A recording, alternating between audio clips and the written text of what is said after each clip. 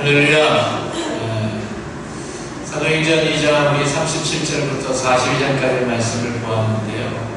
저는 이 말씀 가운데 특별히 강단에 서 있는 설교자 입장에서 저를 흥분케 하는 성경 구절이 있습니다. 그것은 다른 게 아니라 41절 말씀 보면 말씀을 받는 자가 여러분 회개하고 몇 명이나? 3,000명이나. 하나님께 이런 기도를 드린 적이 있어요. 하나님, 제가 설교하면 이런 일이 일어나지 않겠습니까? 이 정도의 설교자는 돼야 되지 않겠습니까? 하고 제가 꿈을 보고 하나님께 그렇게 기도를 한 적도 있습니다. 제가 설교를 하면 3명 정도가 아니라 3,000명 정도, 3,000명 안 되더라도 300명 정도 주께로 돌아온 역사가 일어나기 원합니다 라고 기도를 한 적이 있는데, 그러면서 동시에 하나님께서 저에게 또 다른 말씀을 묵상케 하시더라고요. 그것은 뭐냐면 스데반 전사를 묵상케 하시더라고요. 스데반도 하나님의 말씀을 전했죠. 베드로처럼 설교했죠. 베드로는 3,000명이 회개하고 주께 돌아왔는데 스데반에게 돌아온 건 뭐였어요? 돌이었습니다. 수많은 돌이 자신 안에서 날아들어왔습니다. 동시에 그것을 저한테 묵상케 하시더라고요. 그러면서 생각한 게 뭐냐면 너가 그럴 각오가 되어 있느냐라는 것이죠. 베드로는 3,000명이 회개하고 돌아왔지만 때로는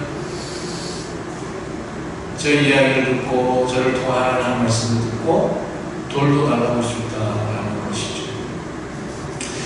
그러한 마음을 가지고 강단에 서고 말씀을 준비하는 설교자가 되어야겠다 하는 생각도 들었던 것 같습니다. 동일하게 여러분 설교자뿐만 아니라 여러분도 청중도 회중의 입장에서도 또 다른 생각을 해야 되지 않을까 싶습니다. 목사님 보십시오. 베드로는 3,000명이나 얘기했잖아요. 그렇게 떨림 있는, 그렇게 심령 후벼파는, 정말 가슴 떨리는, 감동이 있는 그러한 설교 한번 해보시지요. 오늘 어떤 설교를 하실 겁니까? 라고 듣는 것이 아니라 여러분, 우리도 하나님의 말씀을 듣는 베드로의 설교, 스데반의 설교, 여러분 같을까요? 틀릴까요? 같아요. 왜요? 하나님의 말씀을 전했기 때문에. 그런데 회중은 달랐어요. 그것은 설교를 듣는 사람도 올바른 자세가 있어야 하나님의 말씀이 역사를 일으킨다라는 것입니다. 그런 의미에서 여러분, 설교를 듣는 원칙, 말씀을 들을 때 원칙이 필요한 것 같습니다. 그것은 첫 번째는 설교자를 묵상하지 마시고 하나님의 말씀을 묵상하실 수 있길 바랍니다. 설교자를 바라보는 것이 아니라 그 가운데 이것이 정말 성경적인 것, 그것이 하나님의 말씀입니다. 그것을 우리는 먼저 구분해야 되고요. 두 번째는 그게 하나님의 말씀이 맞다면 여러분, 내 감정과 상관없이, 내 상황과 내 여건과 관계없이 받아들여야 한다는 것입니다. 그러면 하나님께서 반드시 강력한 성령의 역사를 우리에게 이끌어 주십니다. 말씀 받는 준비가 되어 있으면 하나님의 말씀은 반드시 역사하게 되어 있습니다. 이러한 자세를 가지면 하나님께서 말씀과 성령으로 우리에게도 이 베드로의 설교에 감동받고 성령받아 체험하고 주께로 돌아온 역사가 우리 안에, 여러분 3,000명이라는 숫자가 중요한 게 아니고요, 우리의 마음이 주께로 돌아간다라는 것입니다. 하나님은 우리에게 말씀하기를 원하십니다. 지금도 말씀하십니다. 그런데 그 말씀을 우리가 어떻게 받느냐가 참으로 중요하다라는 것입니다. 특별히 여러분 41절 말씀, 그 처음이 어떻게 시작합니까? 41절 말씀, 그들이 말씀을 어떻게 해요? 받아. 그들이 그들의 말씀을, 하나님의 말씀, 베드로가 전한 그 말씀을 어떻게 해요? 받았다. 그냥 이렇게 표현할 수 있어요. 그들이 하나님의 말씀을 듣고, 그들이 하나님의 말씀을 귀로 듣고 라고 말할 수 있지만 말씀을 받아들였다. 여러분, 이것이 중요합니다. 지금도 제가 말씀을 전하고 있지만 다 귀로는 들어가요. 귀로는 받아요. 귀로는 듣고 있어요. 근데 그것을 마음으로 받느냐라는 거예요. 삶으로 받아들이느냐라는 거예요. 그게 중요하다는 거예요. 여러분, 귀로 듣고서는요, 역사가 일어나지 않아요. 그걸 마음으로, 삶으로 받아들일 때 일어나는 것입니다. 그들은 귀로 들은 것만 아니라 여러분, 말씀을 마음으로 받아들였습니다. 즉, 하나님께서 말씀으로 그들의 마음의 문을 두드리실 때, 그들의 마음을 찌르실 때, 그들의 마음 가운데 흔드실 때, 여러분, 그들의 마음이 열렸다라는 겁니다. 여러분, 베드로의 설교를 듣는 사람들의 마음에 찔림이 있었습니다. 그 마음의 찔림은 여러분, 심장을 꿰뚫었다는 겁니다. 그만큼 큰 자극을 받았다라는 겁니다. 어떤 설교요? 베드로의 설교를 듣고 사람들은 자신들이 무슨 죄를 지었는지를 깨달았습니다. 자신들이 무슨 죄를 지었는지 깨달았습니다. 단순히 예수라는 33세의 젊은 청년 하나를 죽인 것이 죄다, 이게 아니라 그들이 어떤 죄요? 우리가 우리의 손으로 하나님의 아들인 그리스도를 죽였다. 우리가 하나님의 아들 그리스도를 십자가에 못 박았다라는 것을 깨달았다는 것입니다. 여러분, 이 일은 단순한 양심이 아니라 하나님께서 그들의 마음을 치셨기 때문에, 하나님께서 그들의 마음을 찌르셨기 때문에 이런 고백이 나오는 것입니다. 사랑하는 성도 여러분, 그렇기 때문에 여러분, 하나님께서 여러분의 마음을 치시고 흔드시고 깨우시는 건 그것이 복입니다. 그것이 은혜입니다. 내 기도가 응답되는 것, 내가 원하는 것이 이루어지는 것이 복이요 은혜, 그것도 복과 은혜라고 말할 수 있겠지만 더 큰 복은요, 하나님의 마음이 깨달아지는 거예요. 하나님의 마음이 나에게 왔을 때 내 마음이 열리는 거예요. 알아가는 거예요. 여러분, 그 찔림이 있으십니까? 그런 영적 감각이 있으십니까? 여러분, 그것을 날마다 구하시기를 바랍니다. 매일매일 하나님의 말씀, 그 하나님의 말씀을 대할 때 그 말씀 그냥 와가지고 화면 보고 그냥 쭉 읽고 끝나는 것이 아니라 하나님, 내가 숙제를 한 것처럼, 하나의 숙제를 한 것처럼, 오늘도 뭐 카톡에 채널로 메시지가 왔는데 그냥 보고 끝나는 것이 아니라, 그냥 목사님이 준비하셨습니까? 그 노력 계속해서 그냥 보고 읽고 끝나는 것이 아니라, 그 말씀이 나에게 찔림이 있어야 한다는 거죠. 그 말씀이 내 마음에 들어와야 한다는 것이죠. 그 말씀에 내가 민감하게 반응을 해야 한다는 것이죠. 여러분, 그런 은혜가 있기를 바랍니다. 여러분, 예수 믿지 않는 사람, 세상 사람들의 불행은요, 하나님의 마음을 치셔도, 하나님의 마음의 문을 두드려도 찔림이 있는데도 아무런 감각이 없는 거예요. 오히려 다른 거에서 감각이 예민합니다. 여러분, 비교해 보십시오. 나는 어떤 것에 예민한가요? 나에게 잘 대해주는지, 나를 못살게 하는지, 내 마음을 알아주는지, 내 마음을 상하게 하는지, 우리는 거기에 너무 예민하죠. 어떤 사람이 나에게 말을 하면 그 말에 대해서 되게 고민해요. 예민하게 반응해요. 너 왜 그렇게 나한테 얘기해? 그러면서 우리 안에 슬픔, 정욕, 탐욕, 미움, 시기, 질투와 같은 그런 감정, 불쾌함, 불만, 그런 감정들이 얼마나 우리 안에 쉽게 예민하는지 모릅니다. 그런데 유독 하나님을 향한, 하나님의 말씀에 대한 감각은 죽어있지 않습니까? 둔감하지 않습니까? 여러분, 손끝에 여러분 이 예민함, 뭘 만질 때 촉감, 이 느끼는 거, 그것은 뭐예요? 신경이 살아있어요. 근데 여러분, 영적인 것에도 여러분 영적인 신경이 그만큼 민감하느냐라는 것이죠. 예수님은 하나님에 대한 감각이 무뎌진 사람들을 이렇게 책망하셨습니다. 마태복음 1장 17절 말씀을 제가 읽겠습니다. 가로되 우리가 너희를 향하여 피리를 불어도 너희가 춤추지 않고 우리가 애곡하여도 너희가 가슴을 치지 아니하였다 함과 같도다. 여러분, 사람들은 죄의 종노릇하며 살면서도 그 심각함을 느끼지 못합니다. 여러분, 만약 누가 여러분의 주인이라고 한다면, 여러분의 주인이라면 얼마나 여러분 그 인생에 의미가 없겠죠. 근데 죄가 여러분의 주인이라면 얼마나 심각한 일입니까? 실제로 죄의 종노릇하면서도 그것을 느끼지 못하는 것입니다. 하나님을 믿지 않는 것이 얼마나 큰 죄악인지, 하나님을 섬기지 않는 것이 얼마나 두려운 일인지, 하나님의 심판이 그렇게 심각한 일인지 사람들은 전혀 느끼지 못합니다.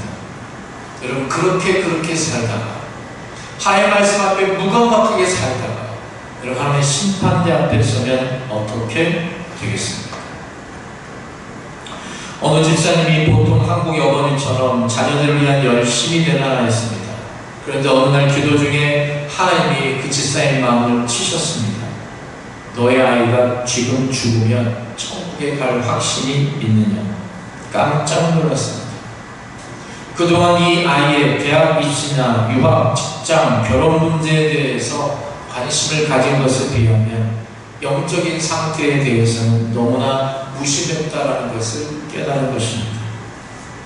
성적에 대하여는 너무나 예민하면서 성경 읽고 기도하고 교회 나가 예배하는 것에 대해서는 얼마나 무신경하였던가. 너무나 바보같이 우선순위가 뒤바뀌었음을 깨닫고 회개하였다라고 고백했습니다. 여러분, 하나님께서 이 시간에 여러분의 마음을 쳐서 깨닫게 하시지 않는다면, 하나님이 여러분 마음을 두드리시는데 여러분 그 마음의 두드림에 반응을 보이지 않는다면, 그 소리가 들리지 않는다면, 여러분 그럼에도 불구하고 열심히 살아가지만 그것이 정말 중요한 것을 위해서 사는 것인지 보장할 수 없다는 말씀을 지금 드리고 있는 것입니다. 우리는 늘 하나님께서 우리의 마음을 이렇게 찔러주시기를 구해야 합니다. 그것이 바로 말씀에 대한 사모함입니다. 여러분, 베드로 사도의 설교를 들었던 청중의 반응이 무엇이었습니까? 오늘 말씀의 제목처럼 형제들아 우리가 어찌할꼬. 여러분, 이것이 우리의 고백이 되었으면 좋겠습니다. 하나님 말씀이 내게 왔을 때 내가 어찌해야 되겠습니까? 하나님, 내가 어찌해야 되겠습니까? 이 반응이 있어야 한다는 것이죠.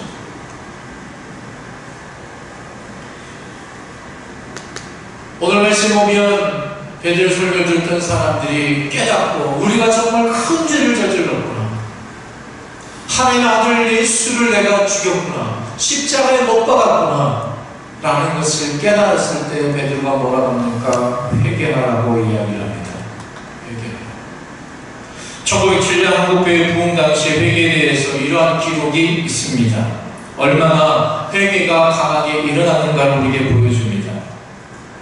사람들이 일어서서는 죄를 자복하고 넘어져서는 죄책감으로 땅을 쳤다. 사람들이 죄를 자복하고 온 청중이 통성기도를 하는데 청중은 울음바다가 되었다.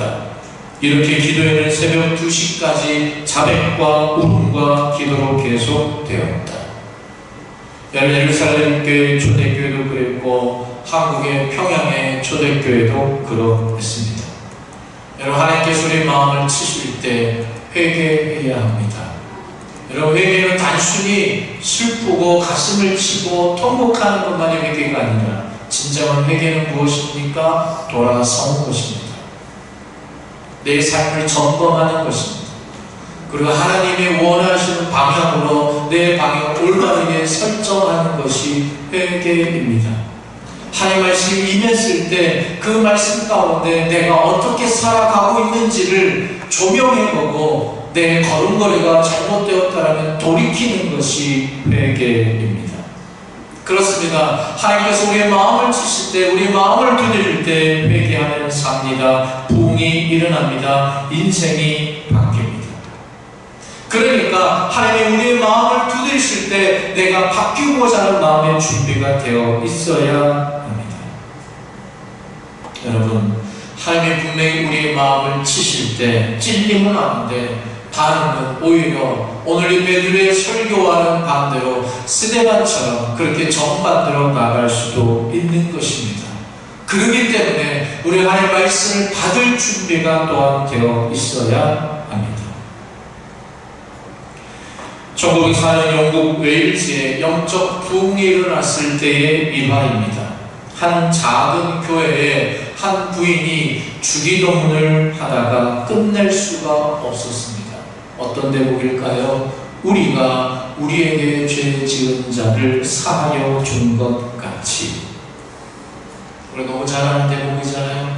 이 대목에 이르러 이분은 더 이상 계속할 수가 없었습니다. 왜요? 그 대목에서 자신이 미워하고 있는 한 형제의 얼굴이 자꾸만 떠올랐기 때문입니다. 그래서 그 기도를 중단하고 그 형제를 만났습니다. 그러면서 너와 나의 갈등은 너의 책임이 아니라 나의 책임이다라고 자백하기 시작했습니다. 그때 하나님께서는 이 두 사람을 묶어주셨고 그리고 그 두 사람을 통해서 그 교회에 커다란 부흥이 일어났다라는 것입니다. 여러분, 우리 교회는 부흥을 꿈꿉니다. 여러분, 우리 교회가 부흥하기를 원합니다. 여러분, 교회에 큰 부흥이 임했다는 어떠한 소문을 듣고 한 보석 가게를 경영하던 한 상인이 처음으로 교회에 가보기로 결정을 했습니다. 교회가 부흥했다는데, 사람들이 많이 모인다는데 무슨 일인가 하고 궁금해서 찾아가봤다는 것이죠. 그 예배 가운데 예배를 드리는데 사람들이 많이 모였는데 예배 가운데 격한 감정으로 하나님 말씀을 듣고 가슴을 치고 울며 통곡하며 하는 것 외에는 별 일이 없었다라는 겁니다. 부흥하는 교회는 이런 교회인가? 라고 생각했다라는 겁니다. 그래서 부흥? 별건 아니구나 라는 생각을 했다고 합니다. 그저 교인들의 요란한 감정잔치다라고 생각했다는 것이죠. 그리고 다시는 이 교회에 발을 들여놓지 않겠다고 결심하고 돌아갔습니다. 근데 며칠이 지난 후에 자신의 가게에 한 젊은이가 오더니 이렇게 얘기합니다. 무릎을 털썩 꿇고 자기가 이 보석 가게에서 보석을 훔쳤다고 보석을 내놓으면서 용서를 구하는 일이었습니다. 이 주인은 묻습니다. 어떻게 이러한 일을 하게 되었느냐? 어떻게 이런 고백을 하게 되었느냐라고 물었더니 자기 마음에 성령이 임하고 부흥이 일어나서 자신을 회개하게 되었고 이렇게 고백하고 이렇게 돌아왔습니다 라는 것입니다. 이 주인은 그때 그 마음을 다시 고쳐놓고 나도 교회에 나아가 영적 부흥을 체험하고 예수 그리스도를 영접하게 되었다고 합니다. 여러분, 그렇습니다. 회개는 그런 것입니다. 진정한 부흥이라는 것, 단순히 숫자가 늘어나는 것, 교회 재정 창고가 넉넉해지는 것이 부흥이 아니라 이런 일이 일어나는 겁니다.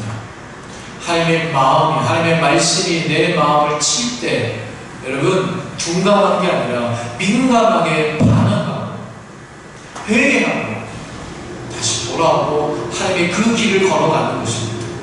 그것이 진정한 회개요, 그것이 진정한 부흥이다라는 것이죠. 여러분, 하나님께서는 우리의 삶 속에 놀라운 일을 계획하고 계시고 실제로 그 일을 하기를 원하십니다.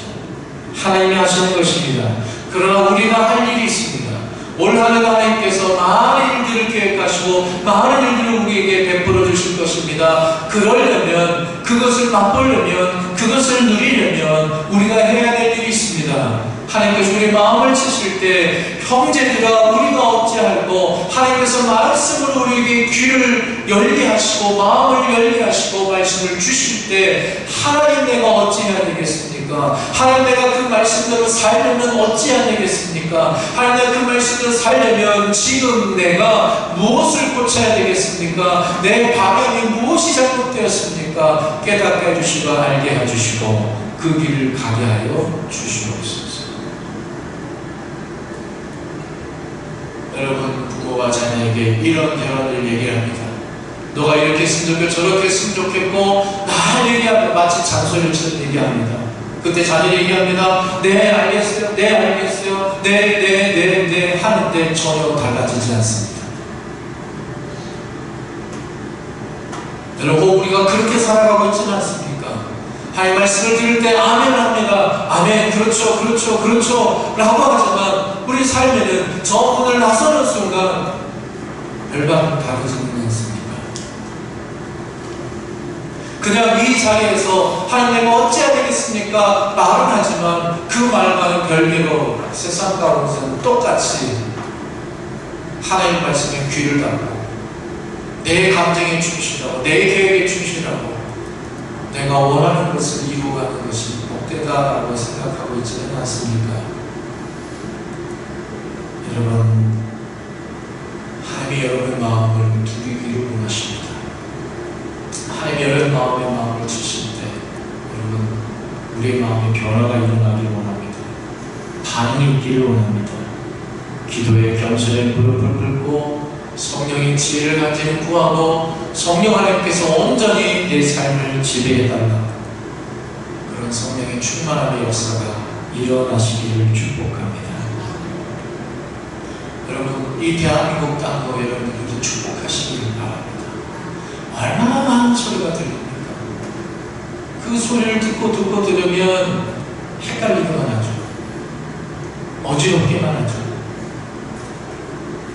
여러분, 이 대한민국 땅을 향한 지금의 이 상황을 향한 우리에게 주시는 하나님의 음성의 귀를 기울이실 수 있기를 축복합니다. 하나님이 이 대한민국 땅을 어떻게 이끌어가기를 원하시는지, 우리가 회개해야 될 것은 무엇인지, 남을 향하여 너가 잘못했다라고 말하기 전에 내가 잘못한 게 무엇인지, 내가 하나님의 마음을 내가 무시하고 있는 건 무엇인지 다시금 깨닫기를 원합니다. 하나님은 언제나 우리를 향해서 사랑의 눈으로 우리를 바라보고 계시는데 나는 세상을 향해서 사랑의 눈으로 바라보고 있지는 않습니까? 하나님은 우리의 입술에 귀를 기울이시며 너가 무엇을 보게 하는지, 너가 무엇을 바라는지 우리의 기도에 귀를 기울이시는데 우리는 하나님이 싫어하시는 것, 하나님이 기뻐하시지 않는 것, 아니 내가 원하는 것, 내가 기뻐하는 것, 내가 듣기 원하는 것, 거기에만 귀를 기울이고 있지는 않습니다. 하나님의 말씀이 오늘도 임하여 내일도 임하고 매 순간순간 여러분 마음 가운데 두드립니다. 그때 우리의 대답은 하나님, 내가 어찌해야 되겠습니까? 여러분, 하루의 시작이 우리가 이런 물음으로 시작했으면 좋겠습니다. 하나님, 내가 오늘 하루 어찌 살기를 원하십니까? 하나님, 내가 누구를 만나는데 내가 그 사람에게 어떤 말을 하기를 원하십니까? 거래처가 되었든 어떤 관계가 되었든 어떤 약속이었든 그 사람과의 만남과 그 시간과 그 공간 속에서 하나님, 내가 어찌하기를 원하십니까? 이 질문이 우리 가운데 늘 있어질 수 있기를 축복합니다. 그런 민감함이, 영적인 민감함이 우리 안에 있기를 바랍니다. 그 영적인 민감함으로 이 한 주가 또 한 걸음 한 걸음 내디딜 때 하나님의 놀라운 역사가 일어날 줄 믿습니다. 그 축복과 간증거리가 더해가는 이 한 주가 되시기를 하나님, 내가 어찌하며 좋겠습니까? 이 무릎을 가지고 이 한 주가 또 승리하는 저 여러분들과 될 수 있기를, 우리 알적인 진정한 부흥이 일어날 수 있는 복된 한 주가 될 수 있기를, 또 이 대한민국 땅이 조금 더 이전보다 조금 더 새로워져요. 하나님의 생명력이 넘치는 이 대한민국 땅이 되기를 소원하는 마음으로 이 한 주 살아가시기를 주님 이름으로 축복합니다. 기도하겠습니다.